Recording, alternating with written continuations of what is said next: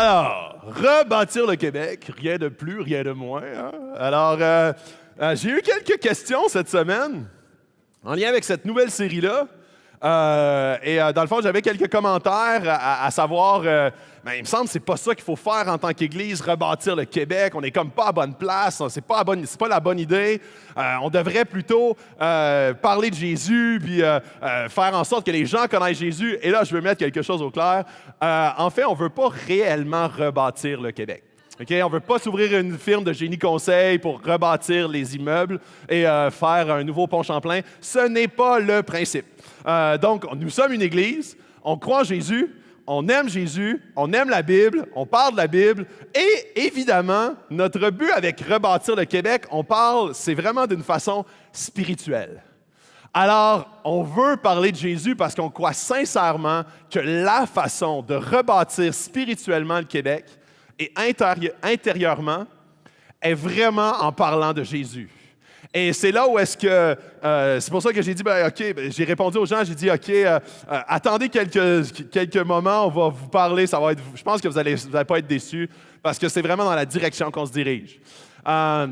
Cette semaine, je vais parler de plusieurs questions qui vont toucher à comment est-ce qu'on veut faire ça, rebâtir le Québec. Et on est dans le livre de Néhémie.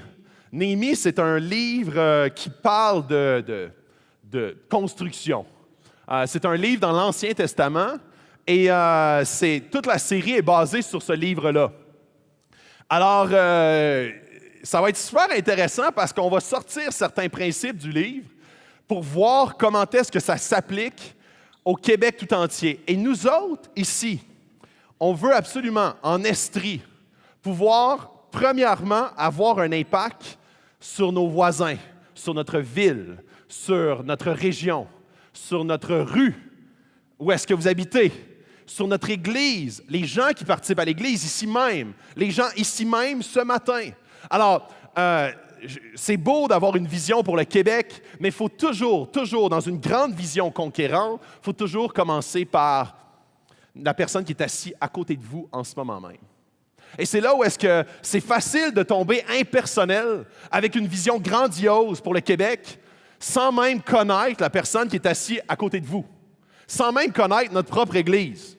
Et c'est pour cette raison-là que on va parler de beaucoup de principes, mais c'est clair, net et précis que dans les prochains mois, prochaines années, un des buts principaux, un des aspects de la vision qu'ici, à l'Église, on veut de plus en plus poursuivre, ça va être d'être une famille extrêmement unie. Parce qu'on ne peut conquérir, on ne peut rebâtir, on ne peut avoir une vision qui est beaucoup plus grande qu'ici même, quand ici même, on est très individualiste dans notre approche. Et il ne faut pas tomber dans le panneau de la Nord-Amérique, très individualiste, où est-ce qu'on peut facilement venir ici le matin, on assiste, on prend un café et on ressort à 12h02, on est dans notre auto. C'est très facile de pouvoir participer à l'Église sans vraiment y participer. Et c'est là où est-ce que l'Église, ce n'est même pas de 10h30 à midi. Là. L'Église, c'est vous autres. L'Église, c'est pas moi. C'est pas nous. C'est pas comme le bâtiment. Ce n'est pas comme l'institution. L'Église, c'est vous autres. Ça. C'est comme, ici, on est l'Église. On pourrait le faire dans le sous-sol d'un centre communautaire et ça serait autant l'Église. On pourrait le faire dans un parc et ça serait l'Église. Parce que l'Église, ce n'est pas, puis c'est là où est-ce que les Québécois, on a vraiment un bagage culturel où est-ce que l'Église, on l'associe intimement à une institution ou un bâtiment. Et c'est très difficile d'enlever ça de notre tête. Parce que c'est facile de venir ici et avoir l'impression de participer à l'Église parce qu'on est présent de 10h30 à midi. Parce qu'on est comme là, parce qu'on est présent. Mais en fait, l'Église, c'est une famille. Fait que de faire partie d'une famille, ce n'est pas une fois par année de participer au souper de l'Action de grâce, de manger et de sortir après.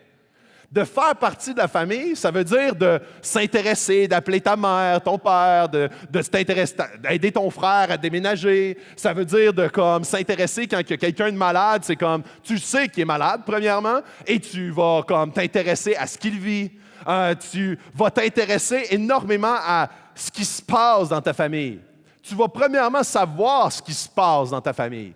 Et c'est là où est-ce que je dois le dire, ici, on doit comme corriger une certaine tendance où est-ce qu'on n'a pas nécessairement entretenu cet esprit de famille-là. Et c'est quelque chose que j'ai vraiment à cœur et je désire ardemment qu'on puisse, dans les prochaines années, développer cet esprit de famille-là, pas juste avec certaines personnes ou connaître 4-5 personnes dans la salle ici, mais qu'on puisse se connaître d'une façon de plus en plus vivante, vraie et authentique. Je sais pertinemment que ce n'est pas comme quelque chose qui se fait comme du jour au lendemain, mais c'est quelque chose qu'on veut poursuivre. Tout ça dans le but d'avoir une vision plus grande, d'une vision qui va bien au-delà des murs de notre Église, de la place ici, des gens ici. Alors, je reviens un petit peu à mes moutons parce que je vais revenir là-dessus. Alors, le livre de Néhémie, un des aspects, puis je vais tomber un petit peu dans l'historique, mais après ça, je vais vraiment aller plus large que ça. Alors, un des aspects, le premier aspect, c'est, je veux qu'on trace un peu le contexte du livre de Néhémie. Et ce qui est intéressant dans ce livre-là, c'est dans l'Ancien Testament, OK? Et l'Ancien Testament, souvent, puis tout l'été, on a passé dans une série, on parlait de différents personnages. Élie, David, Moïse, Joseph, c'était tous des personnages qu'on a comme traités. Et souvent, on avait souvent comme des leaders, des gens par qui Dieu utilisait ces gens-là pour délivrer son peuple, amener des grands exploits. Et là, Néhémie trace une coupure où est-ce qu'on transfère de certains individus, tu sais, comme quand on voit l'histoire d'Exode avec Moïse, c'est incroyable de voir comment est-ce qu'on dirait que Moïse est tout seul avec une garderie. Puis là, il est comme toujours en train comme non, non, non, non, oui, oui, oui, oui, OK, non, non, OK, let's go. Puis il essaie de contrôler ça. On a l'impression que Moïse supporte sur son dos le peuple au complet. Et là, c'est vraiment intéressant parce que dans Néhémie, il y a comme une fracture. Où est-ce que de plus en plus, on change le spot de gens individuels au peuple au complet. Ça devient vraiment plus la communauté, le peuple, la famille. Vraiment, la ville au complet est affectée. Et ce n'est pas juste un individu par lequel Dieu travaille, mais par le peuple au complet. Je vais utiliser cet élément-là plus tard. L'autorité orale devient écrite.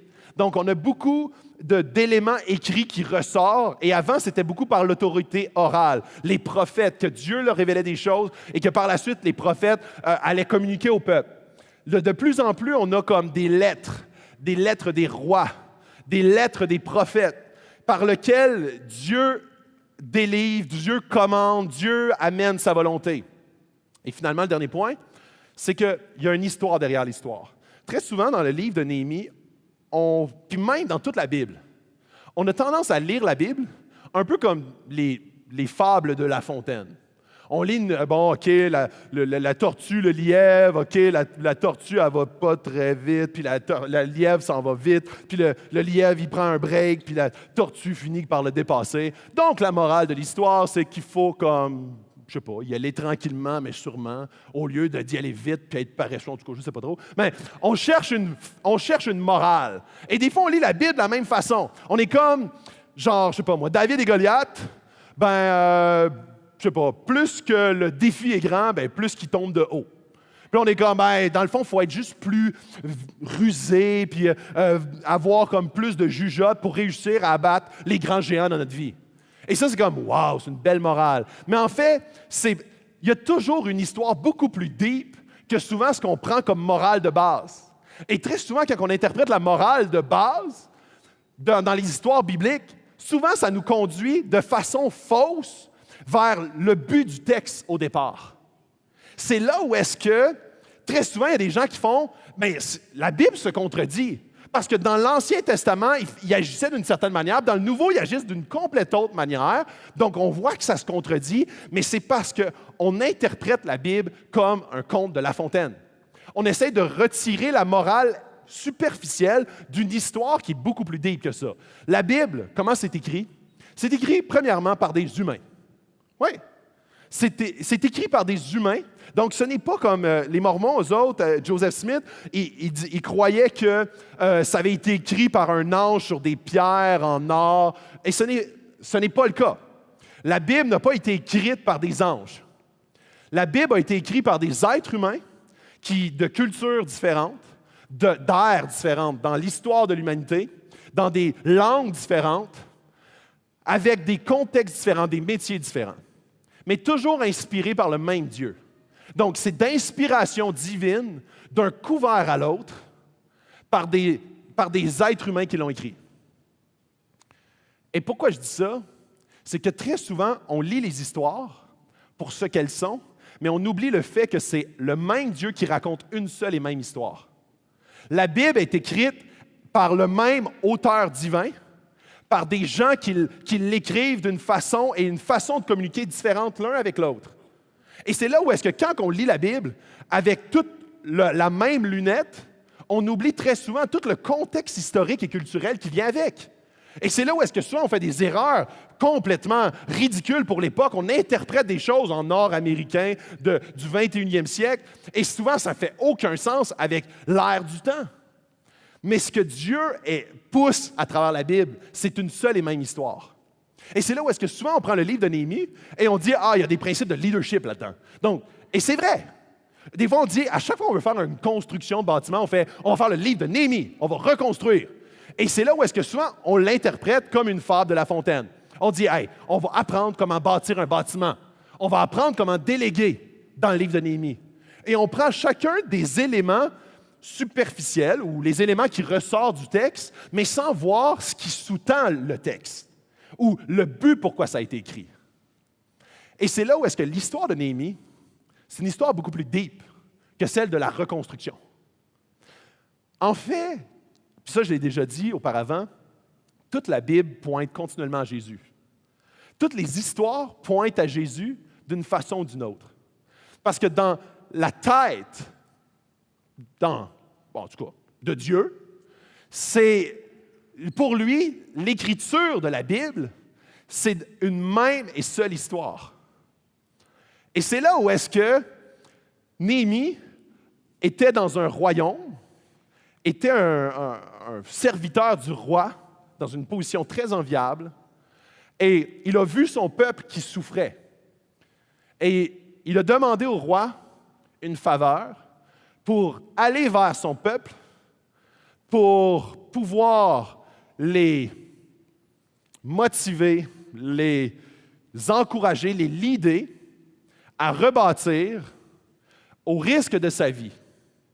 Et quand on voit ça à la lumière de Jésus, c'est identique. Jésus a quitté son royaume, est venu sur la terre, pas juste au risque, mais au prix de sa vie, pour rebâtir un peuple détruit. Et c'est là où est-ce que quand on lit cette histoire, avec ça comme lunette en arrière, ça change complètement la donne de l'histoire au complet. Et ce matin, c'est pour ça que je vous le dis en début de parcours. Parce que ce qu'on va faire, c'est qu'on va passer à travers l'histoire. Ce matin, les chapitres 2, 3 et 4, j'ai pris quelques sections pour voir comment est-ce que dans notre Église, comment est-ce que cette histoire peut être beaucoup plus puissante que seulement des encouragements ou des principes. Les 10 meilleurs principes pour rebâtir le Québec. Ce n'est pas le principe ce matin. Ce matin, on veut ressortir l'histoire derrière l'histoire pour que ça devienne une série qui est basée sur la même chose que la Bible entière est basée, Jésus. Alors, allons-y. Mes 3 points ce matin, pourquoi rebâtir, avec qui rebâtir et comment rebâtir, à travers Néhémie 2, 3 et 4.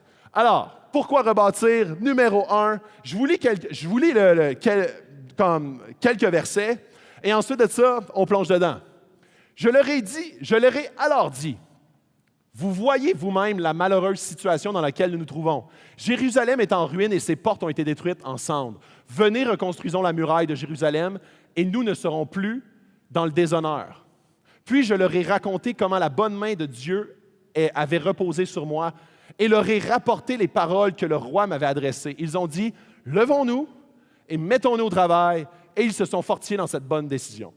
Et là, c'est là où est-ce que si on interprète ça au premier niveau, on est comme, OK, le principe, dans le fond, là-dedans, c'est qu'on devrait, en tant que chrétien, bâtir des murailles pour aller dans une commune juste entre nous autres, là, puis laisser personne rentrer de l'extérieur. Comme ça, on va juste chanter Kumbaya ensemble, puis on va être bien heureux.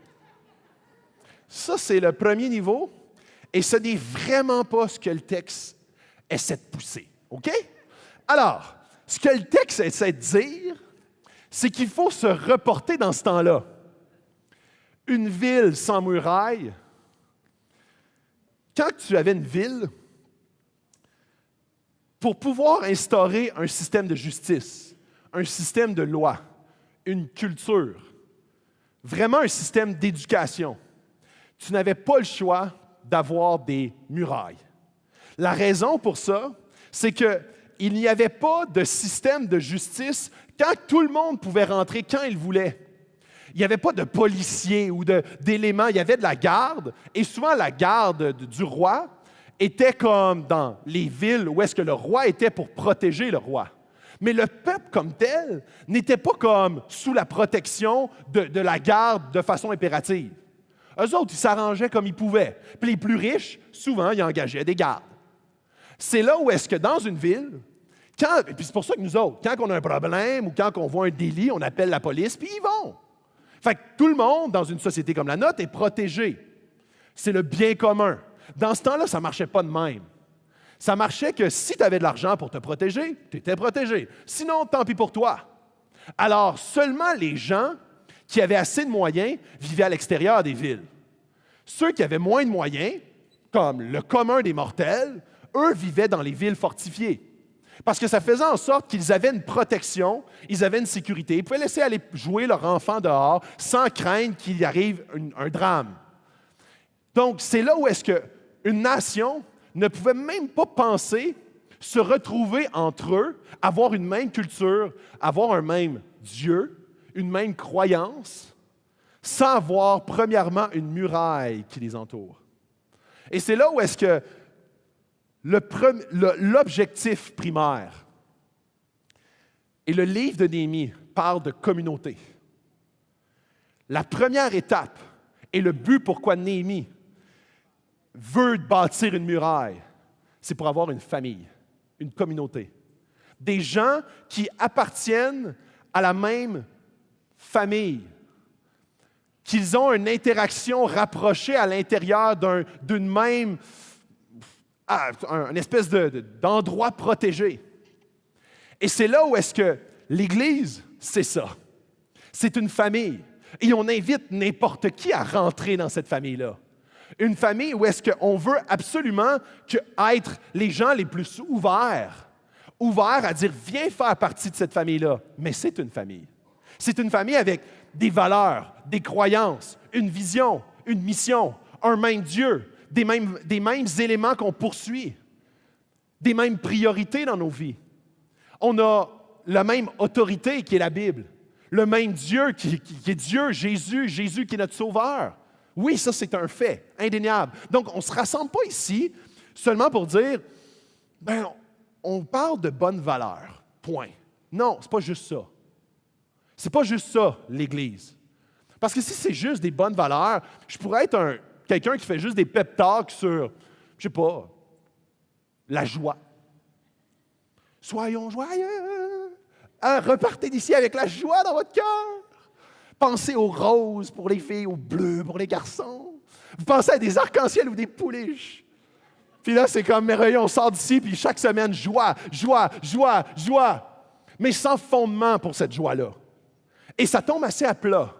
Ça tombe à plat parce que être chrétien, c'est appartenir à la famille de Dieu, qui est beaucoup plus deep et beaucoup plus profond que seulement des valeurs. Oui, les chrétiens poursuivent des valeurs, mais c'est basé sur quelque chose de beaucoup plus deep que les valeurs elles-mêmes.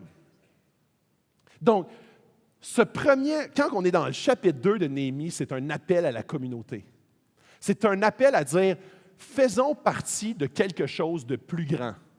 Faisons partie de quelque chose commun. Commun, communauté, commun, communauté, commun, communauté. C'est lié, c'est lié. Il y a une unauté de plus, là, mais c'est lié. Et c'est là où est-ce que quand on parle de communauté, on parle du fait qu'on appartient à la même chose. On appartient à la même famille. On la défend, on l'aime, on la chérit, mais on appartient à la même chose. Ensuite, il continue en disant « Sanballat et Horonit Tobija ». Okay, c'est des noms, s'il y en a qui ont des enfants bientôt, c'est vraiment super glamour. Ça s'en vient à mode, je le sais. Je le sens.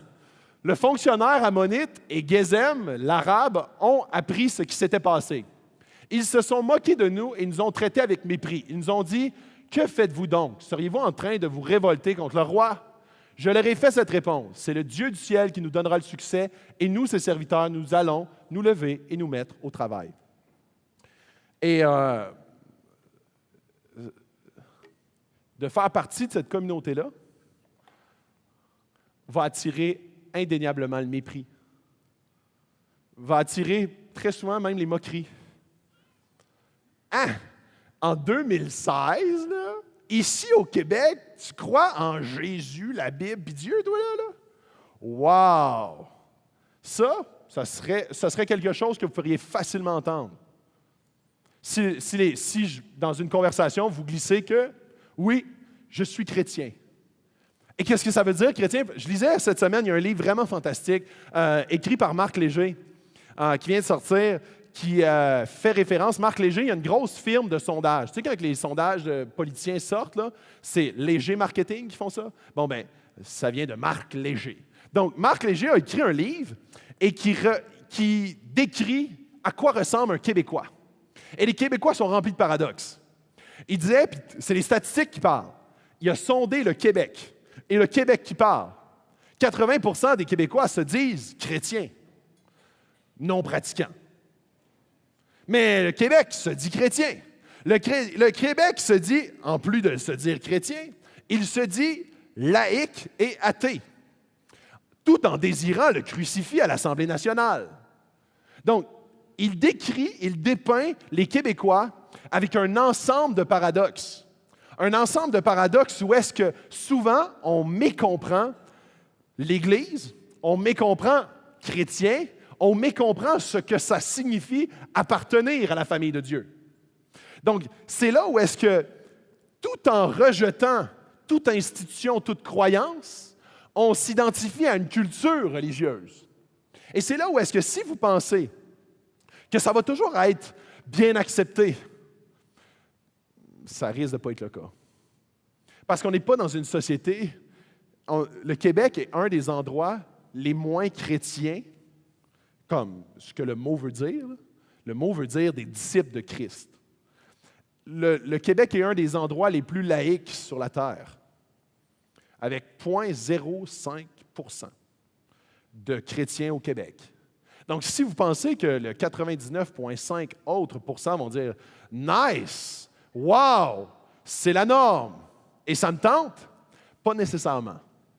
Par contre, je crois sincèrement que le Québec aspire à ce vide spirituel-là. Le Québec aspire à être rempli de quelque chose de plus que ce qu'il cherche continuellement à remplir. Marc Léger continue en disant « Le Québec se considère comme un des endroits où est-ce qu'on est le plus heureux sur la Terre, tout en ayant le plus haut taux de suicide sur la Terre. » Un autre paradoxe incroyable des Québécois.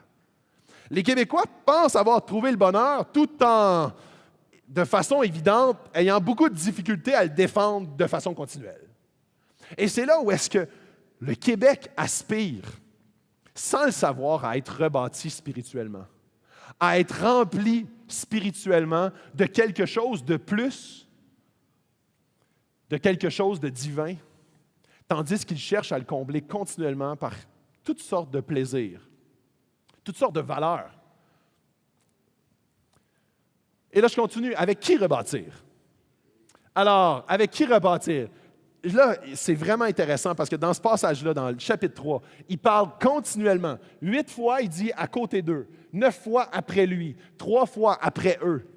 Donc, dans un petit passage de genre une vingtaine de versets, il est toujours en train de dire, lui travaillait sa porte, telle porte, lui qui était à côté de lui travaillait sur celle-là. Tout le monde mettait la main à la pâte. Tout le monde avait un rôle et ils étaient tous un à côté de l'autre. Ils étaient tous connectés l'un à côté de l'autre autour de la ville. Il y avait dans cette ville-là des portes super glamour. Genre, c'est vrai, là, OK? Il y avait une porte qui s'appelle la porte du fumier. C'est vraiment glamour comme nom aussi. Fait que ça, je me dis que quand tu te faisais assigner la porte du fumier, ça devait être parce que tu n'étais pas super gentil ou quelque chose de même, mais toi, tu vas aller reconstruire la porte du fumier.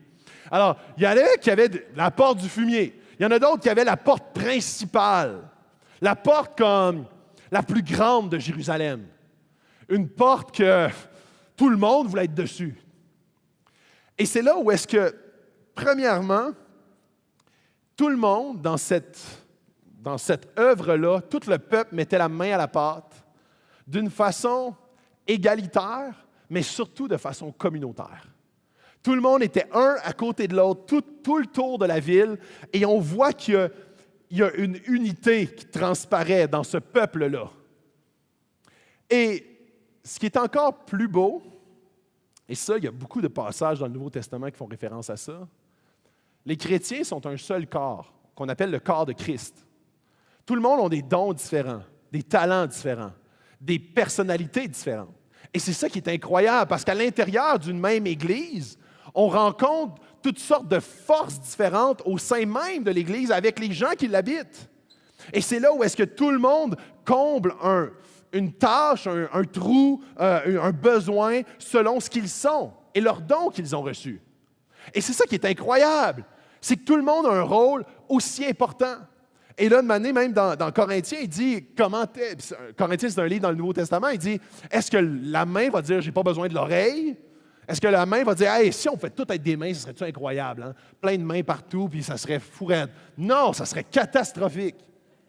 On serait prêt de voir, pas capable d'entendre, pas capable de parler, pas capable de marcher, pas capable de rien faire, ni de digérer, ni de manger, mais on aurait des mains à pu finir. Et c'est là où est-ce que quand on survalorise un ministère ou un rôle ou une position, on est en train de dire « Wow, c'est merveilleux une main » en diminuant ou en discriminant ou en dévalorisant les autres membres du corps. Et c'est là où est-ce que, dans Néhémie, c'est un principe qu'on voit comment est-ce que une communauté est une communauté qui se survalorise continuellement parce qu'ils font partie d'un même corps et que la main sait pertinemment qu'elle a affreusement besoin du pied et de l'œil.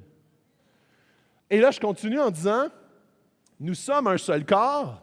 Et là, dans le chapitre 3, il passe à travers tous les métiers des gens qui travaillent sa porte. Forgerons, parfumeurs, marchands, prêtres, gens de loi, propriétaires, filles, fils, résidents locaux, résidents externes. Il est comme, OK, il n'y a pas de classe sociale pour entrer dans la famille. Il n'y a pas de métier adéquat pour rentrer dans la famille de Dieu.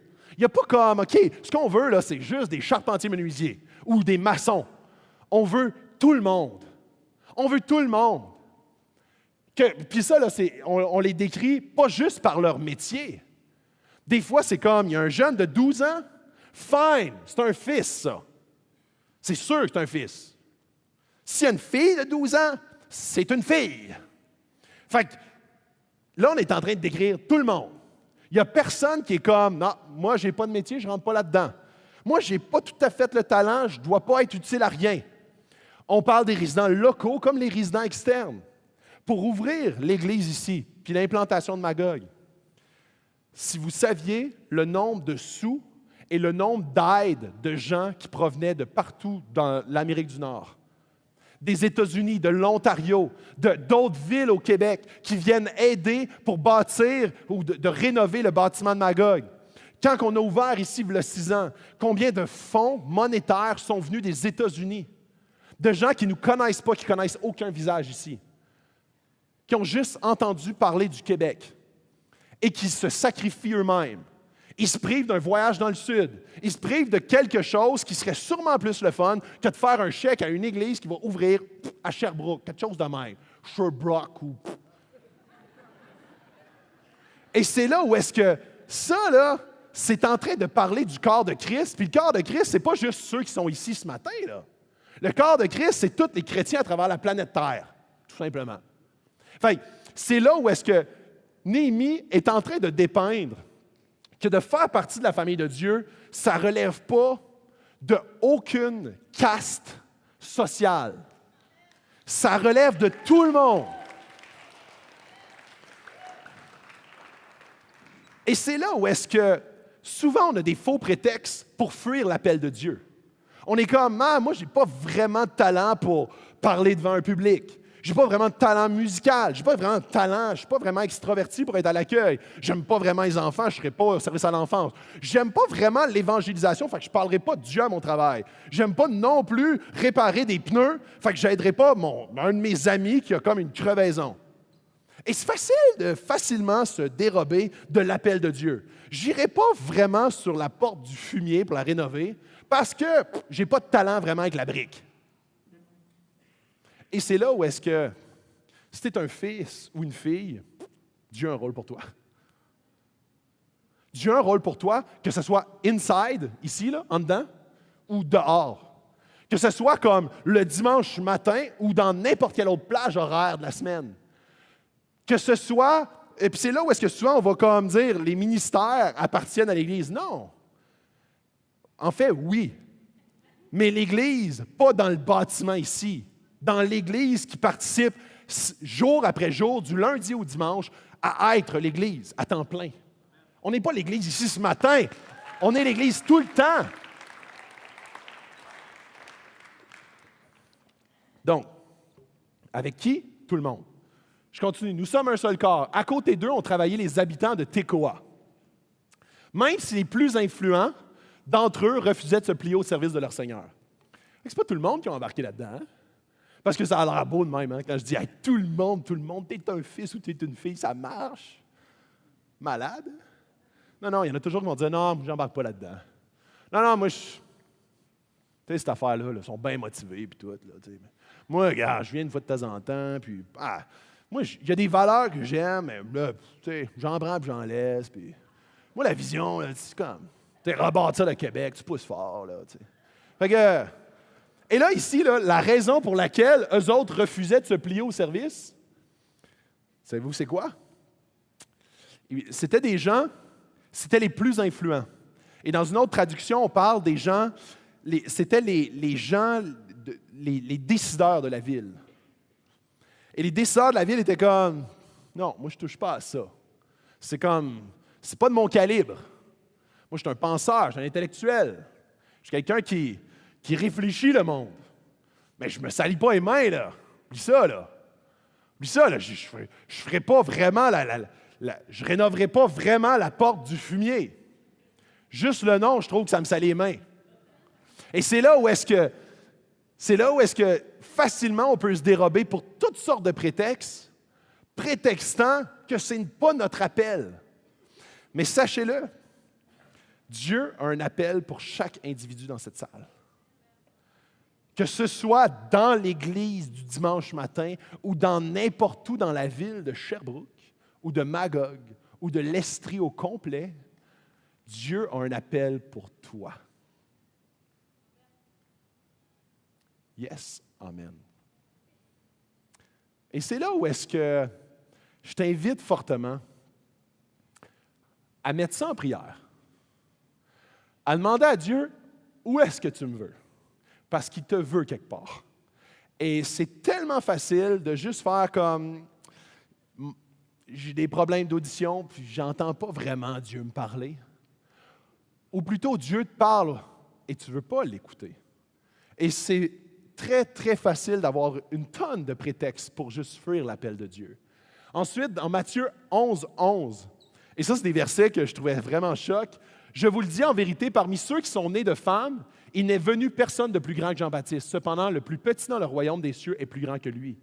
Ce qu'il est en train de dire ici, puis c'est assez choc, parce qu'il est en train de dire, Jean-Baptiste, là, c'est un big shot. Tu sais, on fête la Saint-Jean-Baptiste, fait qu'on parle encore de Jean-Baptiste aujourd'hui. Okay? Fait que même au Québec, on se souvient de lui très clairement. Et Jésus est en train de dire, le plus petit d'entre vous est plus grand que Jean-Baptiste. Et pourquoi il dit ça? C'est que Jean-Baptiste n'avait pas autant d'éléments que toi pour comprendre le plan total et l'histoire de Dieu. Ils n'avaient pas l'esprit comme aujourd'hui l'Église et tous les chrétiens sont habités du Saint-Esprit. Dans ce temps-là, avant que à l'heure de la Pentecôte, où est-ce que le Saint-Esprit est descendu sur chacun des chrétiens, le Saint-Esprit agissait de manière sporadique sur les chrétiens, comme il agissait de façon sporadique avec Jean-Baptiste. Et c'est pour ça qu'il dit, le plus petit d'ici dans la salle, qui est chrétien, qui fait partie de la famille de Dieu, est plus grand que Jean-Baptiste. Ensuite, il y a un autre passage, ça c'est Martin Lloyd-Jones, une histoire super passionnante, d'un médecin qui travaillait pour la reine d'Angleterre. Il avait un métier prestigieux, il était médecin et il travaillait pour l'endroit le plus prestigieux du pays.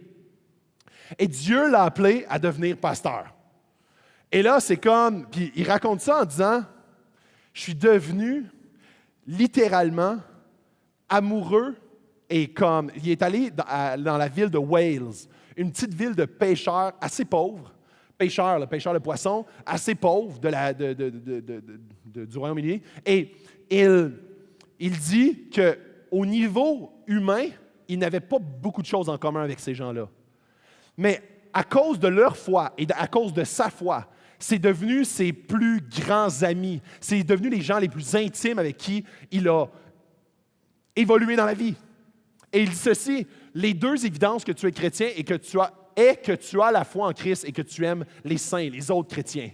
Et dans Jean 13, 35, il dit, on va vous reconnaître à l'amour que vous avez les uns pour les autres. Premièrement, c'est pour ça que quand quelqu'un dit, moi je crois en Jésus, mais l'Église, non, c'est pas pour moi ça. C'est du monde, il y a trop d'hommes et de femmes là-dedans qui m'ont blessé, donc je me retire complètement. C'est qu'on est en train de passer à côté d'une des grandes et plus grandes bénédictions de faire partie de la famille de Dieu, qui est d'être dans la famille. Et c'est là où est-ce qu'on va nous reconnaître, les chrétiens, à l'amour, premièrement, qu'on a les uns envers les autres, à l'intérêt qu'on se porte les uns envers les autres, à la connaissance qu'on a les uns envers les autres, de comment est-ce qu'on prie les uns pour les autres, comment est-ce qu'on care, on prend soin. Quand je dis care, ça fait toujours plus fort, hein? Care en anglais. 1 Corinthiens 12, 25. Afin qu'il n'y ait pas de division dans le corps, mais que tous les membres prennent également soin les uns des autres. Si un membre souffre, tous les membres souffrent avec lui. Et si un membre est honoré, tous les membres se réjouissent avec lui. Vous êtes le corps de Christ et vous êtes ses membres, chacun pour sa part. Et c'est ça qui est fou dans la famille de Dieu, c'est qu'on fait toute partie du même corps. Et la tête, c'est Jésus. C'est Jésus. Ce n'est pas un être humain. C'est Jésus lui-même.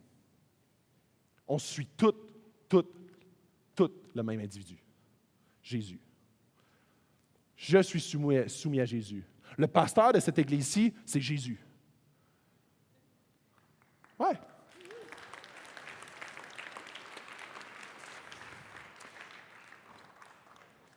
Un blogueur que je trouve vraiment intéressant, il dit ceci. L'Église devrait être l'endroit où l'âme des gens est relevée et fortifiée. La seule façon dont une personne devrait être en mesure de quitter l'Église découragée est par un pur acte d'ignorance couplé avec une sourdité intentionnelle des paroles édifiantes et les encouragements de tous les chrétiens qui sont présents et qui cherchent à élever leur âme continuellement. On devrait être les gens les plus encourageants que la ville connaisse. On devrait, comme quand on va porter nos enfants à zone enfant, on devrait être comme, hey, toi là, qui vas garder mon enfant, qui va prendre soin de mon enfant, qui va y enseigner la parole de Dieu, je te remercie du fond du cœur. Pas comme, oh non, c'est un service qui est offert, puis c'est un bien acquis. Quand on rentre ici, on devrait être des gens qui s'encouragent les uns les autres, qui se remercient. On devrait être des gens qui sont toujours orientés vers les gens. On devrait être des gens qui veulent toujours remonter celui qui est découragé. On devrait être un endroit où est-ce que quand quelqu'un feel depressed, il est comme, j'ai-tu hâte à dimanche parce que je sais que je vais me faire relever le moral. Pas par celui qui parle en avant, par tout le monde qui me croise. Yeah! OK. Là, ce que je suis en train de dire, ce n'est pas des paroles de moralisation. Ce n'est pas des paroles écrasantes. C'est une vision que je suis en train de mettre devant nous parce que c'est ce que j'aspire en tant qu'Église. J'ai comme aspiration qu'on puisse poursuivre ce que Jésus nous appelle à poursuivre. d'être des gens qui sont remplis de son amour, d'être des gens qui sont remplis d'affection envers les gens qui nous entourent et qu'on a tout le temps le goût de vouloir encourager, aimer, exhorter, édifier, attirer vers Jésus de manière plus intense. Comment rebâtir? Et je fais ça parce que ça, c'est là que ça devient powerful. Alors, nous avons prié notre Dieu, Néhémie 4.3, et avons mis une garde en place pour nous défendre jour et nuit contre leur attaque. Et il y a toujours cette tension-là dans la Bible, où est-ce que Dieu est entièrement et complètement en contrôle de tout ce qui se passe.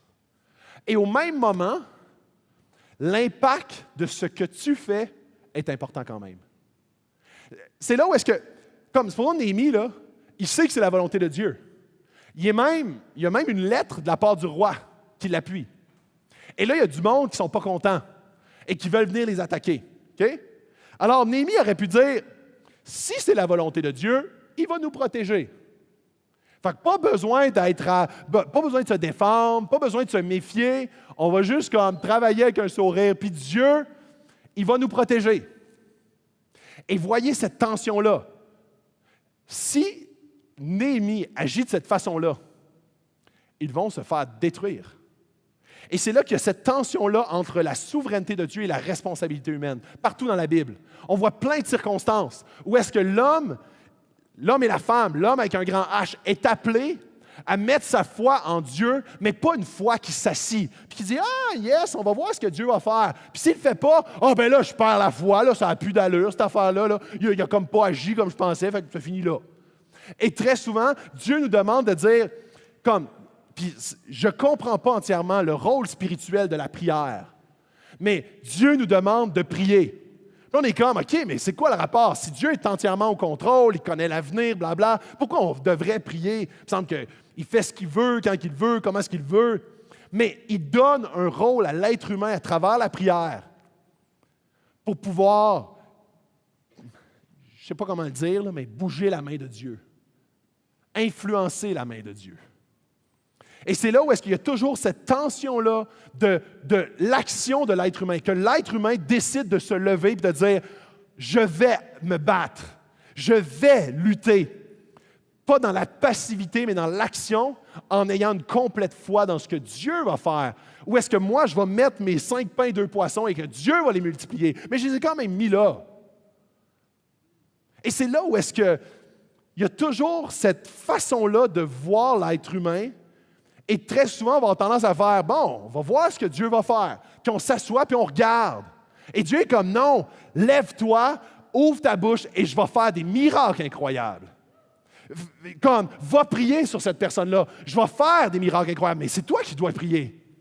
Dieu est comme, toi, tu es comme dans ta... tu ne t'attends pas de bouger, tu te recules et tu attends passivement. Et là, tu dis, je ne vois jamais Dieu agir. C'est certainement parce que tu ne bouges pas, premièrement. Ça décrit ta foi. Ça décrit comment est-ce que tu es prêt à l'assumer. Et je me parle entièrement en disant ça. Parce qu'on est dans le même bateau. Le bateau de la foi, pas juste la foi qui parle, mais la foi qui fait. La foi qui professe haut et fort. La foi qui n'a point honte de l'Évangile. La foi qui n'a point honte de son Jésus. Néhémie 4.5, « Quant à nos adversaires, il disait, ils ne sauront et ne verront rien jusqu'à ce que nous arrivions au milieu d'eux. Nous les tuerons, alors nous ferons ainsi cesser le travail. » Quand tu vas travailler pour Dieu, et là c'est un peu moins glamour, quand tu vas travailler pour Dieu, tu vas t'attaquer. Tu vas être attaqué continuellement. Il y a une guerre spirituelle. Que tu n'en sois conscient ou non, que tu l'ignores. Il y a une guerre spirituelle. Et l'ennemi n'est pas intéressé que les chrétiens s'aiment, que les chrétiens bâtissent une communauté forte, que les chrétiens veulent rebâtir spirituellement Sherbrooke, Magog, l'Estrie, le Québec. L'ennemi ne veut pas ça. Alors, quand tu vas te lever, quand tu vas mettre ton épaule à la roue, tu vas être attaqué. Et si tu ignores ces attaques-là, tu vas être bouffé. pas au sens littéral, mais tu vas être abattu, atterré. L'ennemi va prendre racine dans ta vie parce qu'il va implanter des mensonges en toi. Et si tu ne te méfies pas, et si tu ne luttes pas avec les bons armes spirituelles, nous ne sommes pas appelés à lutter contre la chair et le sang, mais contre toute domination qui vient du monde des ténèbres. C'est un verset, ça. Et si tu ne prends pas ces armes-là pour lutter efficacement, tu vas être rendu stérile par l'ennemi. Au Québec, une des façons de faire de l'ennemi a été de rendre stériles les églises, les chrétiens, les communautés. On s'est reviré sur nous et on n'a plus voulu même aller dehors. On n'a plus eu d'amour pour la ville. On n'a plus eu d'amour pour même entre les frères et sœurs, entre la famille. On est tombé dans une mentalité de jugement. On est tombé dans une mentalité de vérité sans amour. Et une vérité sans amour, c'est du légalisme. L'amour sans la vérité, c'est de la bonasserie. Et c'est là où est-ce qu'on est appelé à de dire la vérité dans l'amour. Et ça, si l'ennemi s'infiltre à l'intérieur même de notre Église va devenir stérile. On va se rencontrer ensemble, on va dire « Wow, super, on est tout heureux d'être ensemble, mais dans 20 ans, 50 ans, c'est fini, il n'y a plus d'Église. » S'il n'y a pas de croissance, il n'y a plus d'Église. Je vais inviter les musiciens, je vais terminer là-dessus. Néhémie 4,15 qui dit « Nous avons donc poursuivi notre travail, la moitié des hommes gardant la lance à la main depuis le lever de l'aurore jusqu'à l'apparition des étoiles. Montons la garde pendant la nuit et travaillons pendant la journée. Ainsi, nous ne quittions pas nos vêtements, chacun gardait son arme, même pour se laver. » C'est encore heureux qu'ils se lavaient, mais c'est là où est-ce que il faut être conscient, chers amis, que la lutte dans laquelle nous sommes ne sera pas une lutte sans souffrance, sans attaque. Et si on n'est pas conscient de ce qui attend notre Église, l'Église, on risque d'être éliminé et rendu stérile. Et c'est là où est-ce que notre arme spirituelle est la prière. On doit devenir une Église qui prie, une Église qui cherche la face de Dieu, qui demande à Dieu de se révéler d'une manière puissante, qui demande à Dieu d'agir d'une manière puissante. On doit être une Église qui adore, une Église qui loue, une Église qui ose demander des miracles à notre Dieu. On doit être une Église qui est beaucoup plus dépendante de la puissance de Dieu, mais en action constante, de façon individuelle et collective.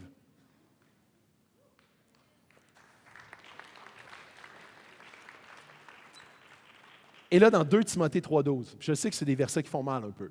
Ça fait mal. Il dit, « Du reste, tous ceux qui veulent vivre avec piété en Jésus-Christ seront persécutés. » Ici, là, en Amérique du Nord, on est une nation qui est peu persécutée, comparativement à toutes sortes d'endroits à travers le monde. Des chrétiens qui sont tués pour leur foi, littéralement. Littéralement, l'Église est persécutée à travers des pays, à travers le monde. Et nous autres, ici, on est très peu persécutés, mais on est dans un des endroits les plus stériles en même temps. On est un des endroits où est-ce que c'est très difficile parce qu'on a beaucoup d'idoles au niveau de l'apparence, de l'opinion des gens. Et c'est là où est-ce qu'on est appelé, tout le monde, toute cette Église, on est appelé à ouvrir la bouche continuellement pour professer notre croyance, pour professer notre Jésus, pour professer notre témoignage. Comment est-ce que Jésus est venu nous rencontrer, nous sauver?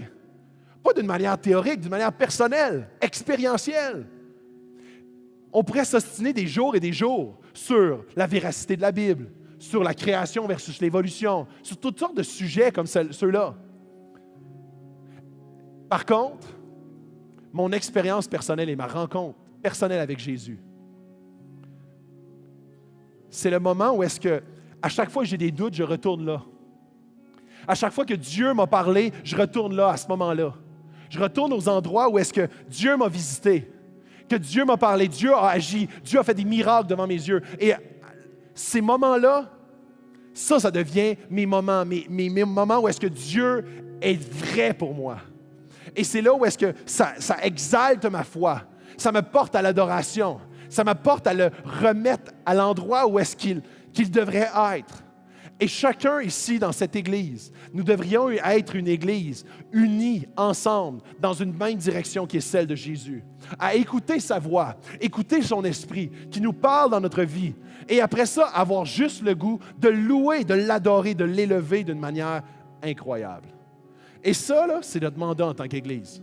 Je vous le dis, regardez, la vision qu'on va poursuivre et que je vais caster avec toute l'Église, on a des rencontres de staff, on a des rencontres d'anciens, on a fait un jeûne et prière là-dessus. Et en janvier, on va annoncer la vision des prochaines années.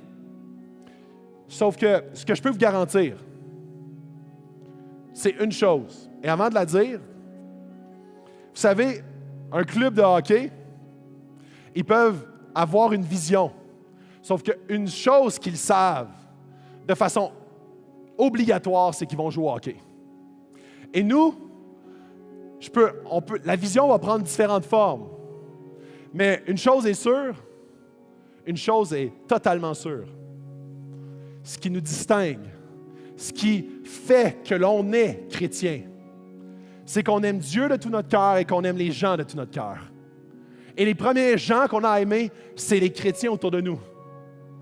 On est appelé à aimer.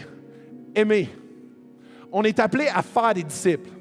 Faire des disciples, ça veut dire d'amener quelqu'un qui vient de naître spirituellement à grandir progressivement. Tout le monde peut faire des disciples ici. On n'a pas besoin d'avoir un titre, pas besoin d'avoir une espèce de hiérarchie d'Église, pas besoin d'avoir un micro pour faire un disciple. Tu lis la Bible avec quelqu'un qui vient de connaître Jésus, tu es en train de faire un disciple. Tu es en train de prier avec quelqu'un, tu es en train de faire un disciple. Tu es en train de l'exhorter sur un élément qui vit dans sa vie, tu es en train de faire un disciple. Ici, on est appelé, toute la salle, à faire des disciples. Donc ça, ce que je vous garantis dans la vision qui va découler, ça c'est sûr qu'on va jouer au hockey. C'est sûr qu'on va faire des disciples. C'est sûr qu'on va aimer Dieu, développer notre intimité avec Dieu. Et c'est sûr qu'on va développer notre affection, notre amour envers les gens, en commençant par notre Église. Yeah, le but! Il s'avance, déjoué, le but! C'est exactement ce qu'on va faire. Et après ça, ça va se décliner dans différentes manières. Et j'ai vraiment hâte de pouvoir caster ça ensemble, dans la prière, en cherchant la face de Dieu, pour voir comment est-ce que les prochaines années vont être totalement remplies. Et je vois des dizaines de choses qui se passent dans notre Église. Et que j'ai hâte de voir comment est-ce que Dieu va ouvrir les écluses des cieux pour nous montrer sa puissance. Parce qu'on est derrière lui. Et c'est lui le décideur. Je vous lis un dernier verset. Il dit... Bon nom... je vais la lire une autre fois. Jean 6, 60. Je finis avec ça. Après l'avoir entendu, beaucoup de ses disciples dire, « Cette parole est dure. Qui peut l'écouter? » Et c'est les disciples qui disent ça à Jésus. Jésus savait en lui-même que ses disciples murmuraient à ce sujet. Il leur dit, « Cela vous scandalise? Voilà pourquoi je vous ai dit que personne ne peut venir à moi à moins que cela ne lui soit donné par mon Père. » Dès ce moment, beaucoup de ses disciples se retirèrent et arrêtèrent de marcher avec lui. Jésus dit alors aux 12, « Et vous ne voulez pas aussi vous en aller? » Simon-Pierre lui répondit, « Seigneur, à qui irions-nous? Tu as les paroles de la vie éternelle. Et nous croyons et nous savons que tu es le Messie, le Fils du Dieu vivant. » Si ce matin, oui, tout à fait.